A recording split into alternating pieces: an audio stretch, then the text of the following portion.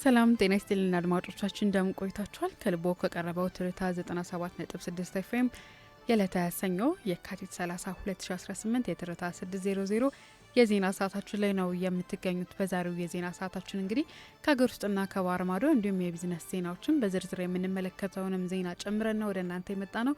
እኔ በፍቅር ግዛቸው የዛሬውን የትርታ 600 እየመራው አብሬያችሁ ቆይታ ሳድርግ ቴክኒኩን በመቆጣጠር ቴክኒሻናችን ዳዊት አብሮን አለ ማለት ነው። ቆይታችንን የምንጀምረው የሀገር ውስጥ ዜናዎችን በማስቀደም ይሆናል።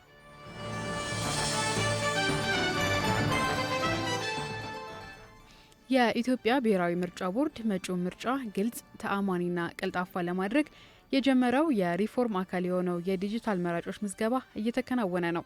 ይሁን እንጂ ምዝገባው የሚካሄደው በተመረጡ ጣቢያዎች ብቻ መሆኑን ቦርዱ አስታውቋል። የምርጫ ሂደቱን በቴክኖሎጂ ለማገዝ ዝግጅቱን ሲያከናውን የቆየው የኢትዮጵያ ብሔራዊ ምርጫ ቦርድ የዲጂታል መራጮች ምዝገባ ስርዓትን ወደ ተግባር አስገብቷል። ቦርዱ ይህንን አስመልክቶ በሰጠው ማብራሪያ እንዳመላክተው ይህ የዲጂታል ምዝገባ ሂደት በሁሉም የምርጫ ጣቢያዎች የሚተገበር አይደለም። ይልቁንም አስቀድመው ለዚሁ ተግባር ተብለው በተለዩ ውስን የምርጫ ጣቢያዎች ላይ ብቻ የሚከናወን ይሆናል ተብሏል። በዲጂታል ምዝገባ በማይካሄድባቸው ሌሎች መደበኛ የምርጫ ጣቢያዎች ግን የመራጮች ምዝገባው እንደተለመደው በመዝገብ ወይም በማኑዋል የሚቀጥል መሆኑን ቦርዱ አረጋግጧል። በመሆኑም መራጩ ሕዝብ በአቅራቢያው በሚገኘው የምርጫ ጣቢያ በመገኘት የመመዝገብ መብቱን እንዲጠቀምም ጥሪ ቀርቧል። የመራጮች ምዝገባ የሚከናወንባቸው ትክክለኛ ቦታዎችና መረጃዎች ከቦርዱ ይፋዊ የማህበራዊ ትስስር ገጾችና ድረገጽ ብቻ እንዲከታተል እንዲሁም ለሂደቱ አስፈላጊውን ትብብር እንዲያደርጉም ቦርዱ አሳስቧል። የዲጂታል መራጮች ምዝገባ የሚከናወንባቸው የምርጫ ጣቢያዎች ዝርዝር በቦርዱ ድረገጽ ላይ መመልከት የሚቻል ሲሆን ለተጨማሪ መረጃ በነጻ የስልክ መስመር 7555 ደውሎ መጠየቅ እንደሚቻልም ተገልጿል።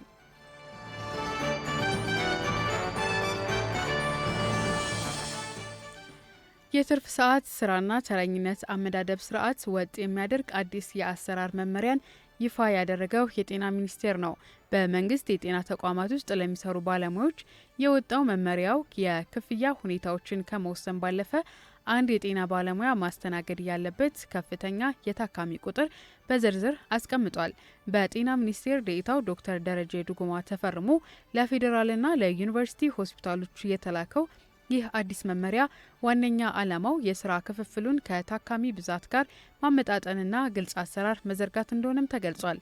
በመመሪያው ላይ ከተቀመጡ ዋና ዋና ነጥቦች መካከል በተኝቶ ሕክምና ክፍሎች አንድ ጠቅላላ ሐኪም እስከ 20 ታካሚዎችን፣ አንድ ስፔሻሊቲ ደግሞ እስከ 40 የሚደርሱ ታካሚዎችን እንዲከታተሉ ተደንግጓል።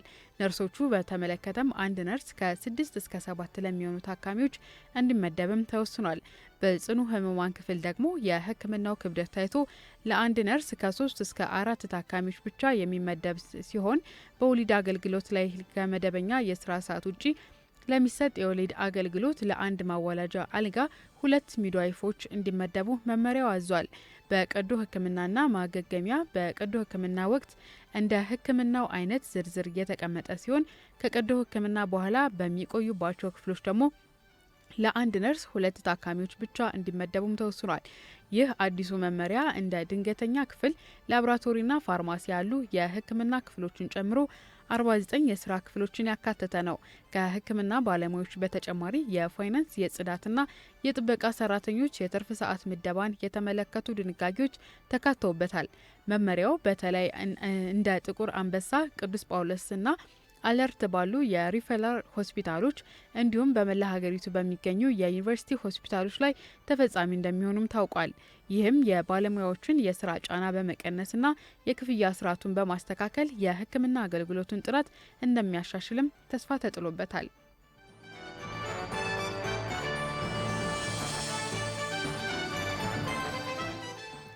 የቡና ምርትን ከህጻናት ጉልበት ብዝበዛ ነጻ ለማድረግ ያለመ ስልጠና መስጠት መጀመሩን የኢትዮጵያ ቡናና ሻይ ባለስልጣን አስታውቋል። ባለስልጣኑ በአዲስ አበባ የተዘጋጀውን ስልጠና ያዘጋጀው ከተባበሩት መንግስታት የኢንዱስትሪ ልማት ድርጅት ከዓለም አቀፉ የስራ ድርጅትና ከስራና ክህሎት ሚኒስቴር ጋር በመተባበር ነው። በስልጠናው ላይ የቡና አልሚዎች፣ የኢንዱስትሪ ባለቤቶችና ላኪዎችም ተሳትፎበታል። የባለስልጣኑ ዋና ዳይሬክተር ዶክተር አዱኛ ደበላ ስልጠናውን በንግግር ሲከፍቱ እንደገለጹት ኢትዮጵያ ከአውሮፓ ህብረት የአካባቢ ጥበቃ ደንብ ጋር በተያያዘ ከደን ምንጣሮ ስጋት የለባትም ብለዋል። ይሁን እንጂ በቡና ምርት ሂደት ውስጥ የህፃናት ጉልበት ብዝበዛን ለማስቀረት ትኩረት ሊሰጥ እንደሚገባም አሳስበዋል። ኢትዮጵያ የህፃናት ጉልበት ብዝበዛን ለመከላከል የሚያስችል የፖሊሲ የመመሪያና የደንብ ሰነዶችን ችግር የለባትም።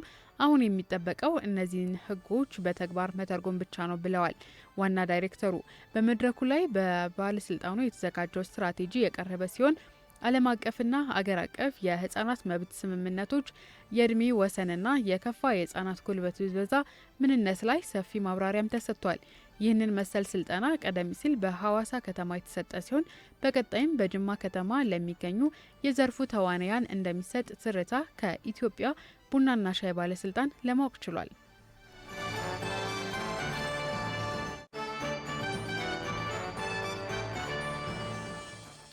አድማጮች አብራችሁን ስላላችሁ እናመሰግናለን። አሁን እንግዲህ ቀደም ባለው ሰዓታችን ከሀገር ውስጥ የተውጣጡ ዜናዎችን ነበር ወደ እናንተ ያደረስ ነው። አሁን ደግሞ ሰዓቱ በዝርዝር የምንመለከተውን ዜና ወደ እናንተ የምናደርስበት ነው። በዛሬው በዝርዝር ዜናችን ልንመለከተው የወደድ ነው የእናቶች ጤና በተለይም የወሊድ ጊዜ ጤናቸውን በተመለከተ ከሚመለከታቸው ባለድርሻ አካላት ጋር የተደረገ ቆይታ ነው። ባልደረባችን አህመዲን ሸረፋ አዘጋጅቶታል፣ እንደሚከተለው ይቀርባል። ሴቶች ካሉባቸው ዘርፈ ብዙ ኃላፊነቶች ጋር ተያይዞ በወሊድ ወቅትና በሌሎችም ምክንያቶች በሚፈጠሩ የጤና ቀውስ ችግሮች ትልቅ ዋጋ እንዲከፍሉ ሲገደዱ እናስተውላለን። ይሁንና አሁን ከሚሰጡ ዘመናዊ አገልግሎቶችና ሕክምና ጋር ተያይዞ ችግሮች እየቀነሱ ቢመጡም አሁንም የእናቶች ጤና ጉዳይ አሳሳቢ ነው።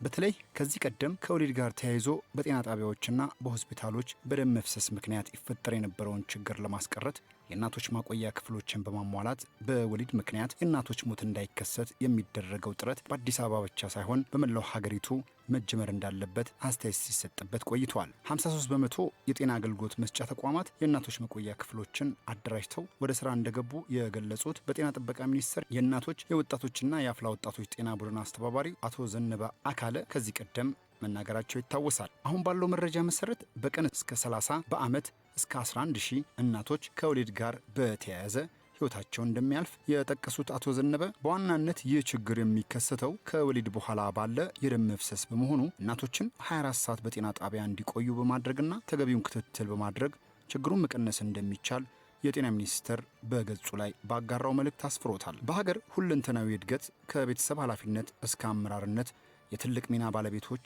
ሴቶች ናቸው። ይሁንና በተደራራቢ ኃላፊነት ውስጥ እንደማለፋቸው ለአንዳንድ የጤና ቀውስ ጉዳቶች ሲጋለጡ እናስተውላለን። ታዲያ እንደ ሀገር በጤና ዘርፉ ሴቶችን ተጠቃሚ የሚያደርጉ ስራዎች በምን ያህል ደረጃ ትኩረት ተሰጥቷቸዋል ስንል የአዲስ አበባ ጤና ቢሮን ጠይቀናል። በተለይ በማህጸን በር ካንሰርና በወሊድ ምክንያት ለሚፈጠሩ ችግሮች ትልቅ ትኩረት ተሰጥቶት እየተሰራ እንደሚገኝ ነው የአዲስ አበባ ጤና ቢሮ ምክትል ቢሮ ኃላፊ ወይዘሮ ሀንጋቱ መሐመድ የተናገሩት።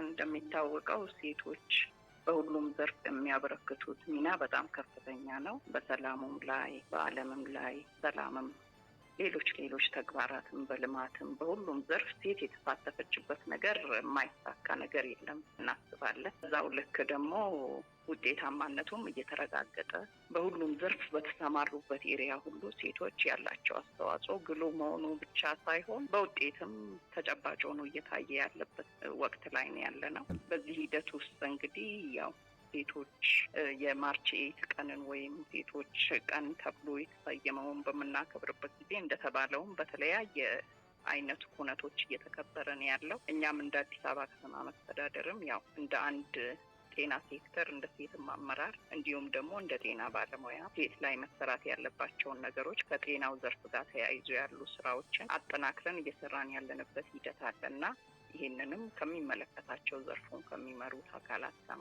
በመቀናጀት የሴቶች ማህበራዊ ጉዳይ ቢሮ ባለፈው ሳምንት ውስጥ ጭምር ከፍተኛ የሆነ ንቅናቄ በከተማ መስተዳድሩ ተዘጋጅቶ ሲካሄድ ነበርና እዛ ላይም እንደ ጤና አንድ ሴት እንግዲህ ቤት ነች፣ እናት ነች፣ ቤተሰብ ነች አይደለ? ገር መሰረት ነው። ይሄንን ማዕከል አድርጎ በጣም ጤናዋ የተጠበቀ እንዲሆን ሴቶች ጤናቸው ላይ ትኩረት ሰጥተው እንዲሰሩ በተለይም በጡት ካንሰር፣ በማህፀን በር ካንሰር ምርመራዎች ላይ ደም ልገሳ ፕሮግራሞች እየተዘጋጁ በከተማ መስተዳድሩ በሰፊ ንቅናቄ እየተሰራ ያለበት ሂደት ነው ያለው። እነሱ ካሉ ነው ሁሉም ነገር አለ ማለት የሚቻለው እና በጤናው ሴክተር ውስጥ ለሷ ጤና በሚያመች መልኩ በጣም ልየታዎች እየተካሄዱ ችግሩ የተገኘባቸው ደግሞ ወደ በሽታውን ወደ ሕክምና እንዲሄዱ በማድረግ በዛው ልክ ደግሞ ማተኮር ላይ መከላከል ላይ ያተኮረ ስራዎች በሰፊው እየተሰሩ ያሉበት ሂደት ነው ያለው።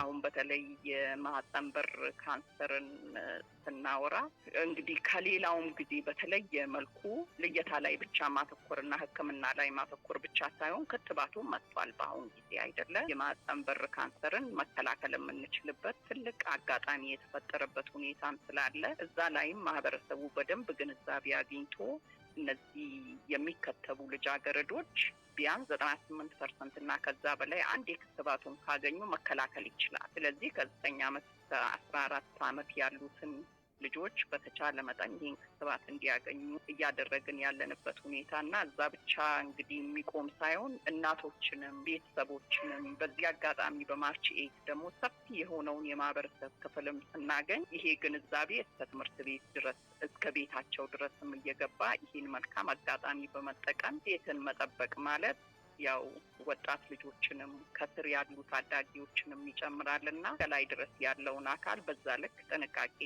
እየተደረገላቸው የሚፈጠሩ መድረኮች ላይም መረጃው በደንብ እየተሰጣቸው እየሄደ ያለበት ሁኔታ ነው ያለው። በዚህም የሴቶችና እናቶች ጤናን ትኩረት በመስጠት ከተጀመሩ ተግባራት መካከል ከ5000 የሚበልጡ ልጃገረዶች የሚሳተፉበት የቤት ለቤት የሕክምናና የምክር አገልግሎት መጀመሩን ወይዘሮ ሃንጋቱ ያስረዳሉ። ትውልድ ላይ ያተኮረ የወደፊት ጄኔሬሽንን መፍጠር ላይ ያተኮረ በዛው ልክ ደግሞ አንድ እናት መውለዷ በፊት ማድረግ ያለባትን ጥንቃቄ ጭምር እንዴት ነው ማድረግ ያለባት የሚለውን ነገር ከአስተዳደጉ ድረስ ካደገ በኋላ 6 ዓመት ያለውን ኮንሲደር ያደረገ በጣም ሰፋ ያለ ፕሮግራም ተይዞ እየተሰራ ያለበት ከተማ መስተዳድር ነው። ይሄንንም አስመልክቶ እንግዲህ እንዳልከውም ከአፍሪካም አይደለ ከሌሎች ዓለማት ጭምር እየመጣ ተሞክሮ እየተወሰደ ያለበት አጋጣሚ ነው ያለው። በአንድ ሀገር ማህበራዊና ኢኮኖሚያዊ እንዲሁም ሁለንተናዊ እድገት ውስጥ ሴቶች ያላቸው ሚና የላቀ እንደሆነ ሁሉንም የሚያስማማ ነው። ይሁን እንጂ ያለባቸው የመሪነትና የቤተሰብ እንዲሁም ማህበራዊና ግለሰባዊ ኃላፊነቶች ከፍተኛ በመሆኑ በጤና ዘርፍ ሁለንተናዊ ትኩረትና እንክብካቤ በተገቢ መንገድ እንደሚገባቸውና ያንንም ሕገ መንግስታዊ መብቶቻቸው ተፈጻሚ እንዲሆንላቸው በዘርፉ የሚመለከታቸው አካላት ኃላፊነት ከፍተኛ መሆኑን ነው የሕክምና ባለሙያዎች ሐሳባቸውን ለጣቢያችን ያጋሩት። በተለይ አሁን ላይ በኢትዮጵያ አሳሳቢ የሆነው የማህፀን በር ካንሰር የዓለም ጤና ድርጅት የማህፀን በር ካንሰር በሽታን በ2030 እንደ አውሮፓውያን አቆጣጠር የማህበረሰብ ችግር እንዳይሆን ለማድረግ እየሰራ የሚገኝ ሲሆን ኢትዮጵያም እቅዱን ለማሳካት ከ2009 እንደ አውሮፓውያን አቆጣጠር ጀምሮ የቅድመ ካንሰር ምርመራና ሕክምና በማድረግ ላይ ነው የምትገኘው።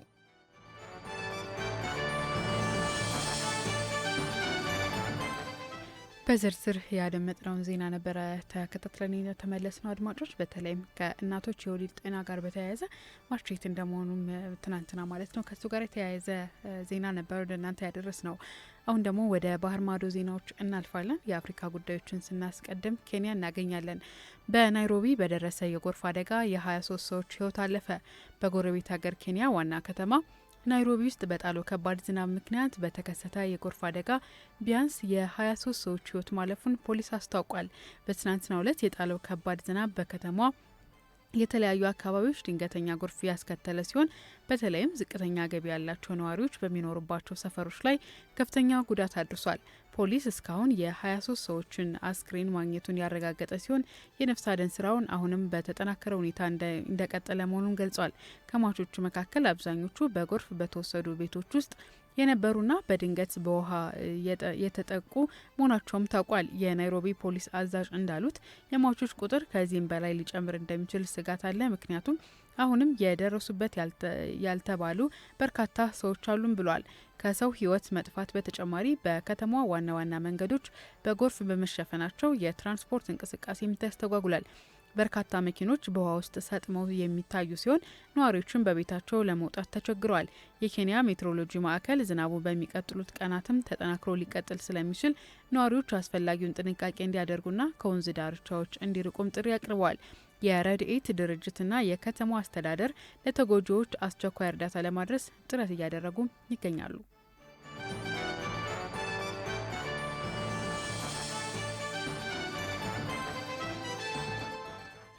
ሙጅታባ ሀሚኒ የኢራን የበላይ መሪ በመሆን ስልጣን ተረከቡ። በኢራን ከፍተኛ የፖለቲካ ሽግግር መደረጉ ተሰምቷል። ቀደም ሲል በአሜሪካና በእስራኤል ቀጥታ ተገደሉ የተባሉት የአያቶላ አሊ ሀሚኒ መንበር ልጃቸው ሙጅታባ ሀሚኒ እንዲረከቡ መወሰኑ ተገልጿል። የሀገሪቱን የበላይ መሪ የሚሰይመው የባለሙያዎች ምክር ቤት ባደረገው አስቸኳይ ስብሰባ የ56 ዓመቱን ሙጅታባ ሀሚኒን በአንድ ድምፅ አዲሱ የኢራን የበላይ መሪ አድርጎ መርጧቸዋል። ይህንን ውሳኔ የተላለፈው አገሪቱ ከባድ ወታደራዊ ጥቃት እየደረሰባት ባለበት ከፍተኛ ቀውስ ውስጥ በገባችበት ወቅት መሆኑ ዘገባው አመላክቷል።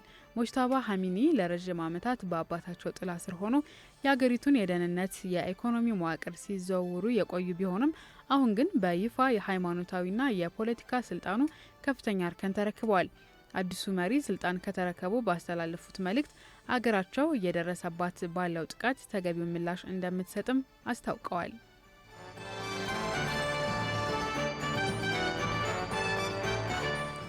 የአሜሪካው ፕሬዚዳንት ዶናልድ ትራምፕና የእንግሊዙ ጠቅላይ ሚኒስትር ኬር ስታርመር ውይይት አደረጉ።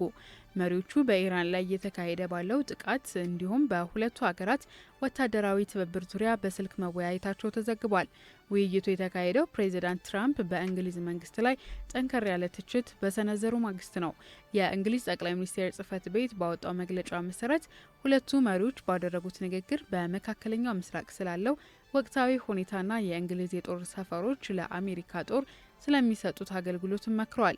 ይህ ውይይት ከመደረጉ ጥቂት ቀናትን ቀደም ብሎ ግን ፕሬዚዳንት ትራምፕ ትሩዝ ሶሻል በተሰኘው ማህበራዊ ገጻቸው ላይ በእንግሊዝ ላይ ያላቸውን ቅሬታ ገልጸው ነበር። ፕሬዚዳንቱ እንግሊዝ በመጀመሪያው ዙር በኢራን ላይ በተሰነዘረው ጥቃት ላይ ለመሳተፍ ፈቃደኛ አለመሆኗን በመጥቀስ መተቸታቸው ይታወሳል።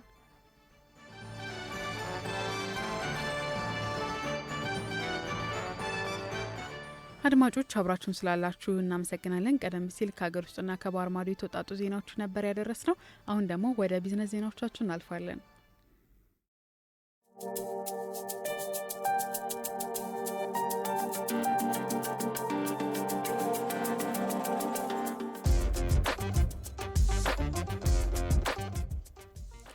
የዘርፍ ማህበራት ምክር ቤትን ለመምራት 1 ቢሊዮን ብርና 2 ፋብሪካዎች እንዲኖሩ የሚያስገድድ መስፈርት ወጣ። አምራች ኢንዱስትሪዎችን በሀገር አቀፍ ደረጃ የሚወክለው የኢትዮጵያ ዘርፍ ማህበራት ምክር ቤትን በፕሬዚዳንትና በምክትል በፕሬዚዳንትነት ለመምራት የ1 ቢሊዮን ብር ካፒታልና በሁለት የተለያዩ ዘርፎች ፋብሪካዎች ሊኖሯቸው እንደሚገባም የሚያስገድድ መስፈርት መውጣቱ ታውቋል። በሀገር አቀፍ ደረጃ ዘርፍ ማህበራትን ለመምራትና በእጩነት ለመቅረብ በርካታ መስፈርቶችን የያዘው ድንጋጌ ያወጣው የኢንዱስትሪ ሚኒስቴር ነው። በቅርቡ ይካሄዳል ተብሎ የሚጠበቀው የሀገር አቀፍ ዘርፍ ማህበራት ምክር ቤት ምርጫን አስታኮ ከሚኒስቴር መስሪያ ቤቱ የወጣው አዲስ ምርጫ ማስፈጸሚያና የተወዳዳሪዎች መስፈርት መሰረት ለቦርዱ አባልነት ለማገልገል እጩ ተወዳዳሪ ሆነው ለሚቀርቡ ደግሞ በተለያዩ አምራች ዘርፎች ከአንድና ከዚያ በላይ ፋብሪካዎች ሊኖራቸው ይገባል። ድርጅቶቻቸውም 500 ሚሊዮን ብርና ከዛ በላይ ካፒታል ያስመዘገቡ መሆን እንዳለባቸው ይኸውም ከኢንዱስትሪ ሚኒስቴር የወጣው አዲስ መስፈርት ያመላክታል።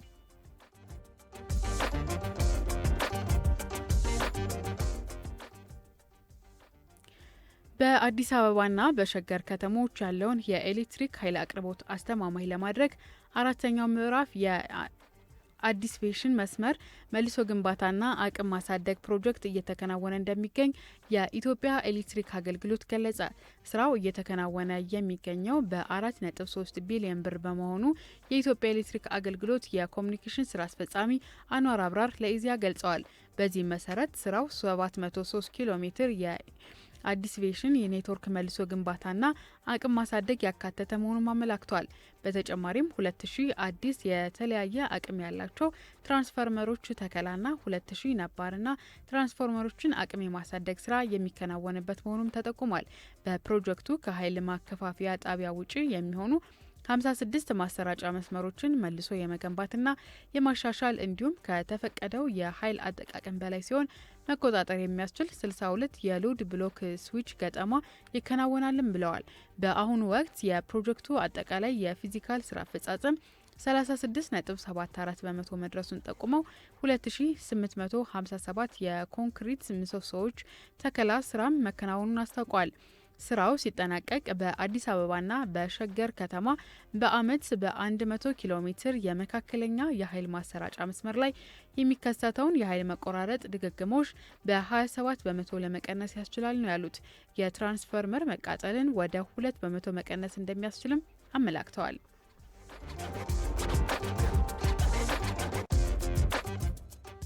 አድማጮች የቢዝነስ ዜናዎቻችን ያደመጣችኋቸውን ይመስሉ ነበረ።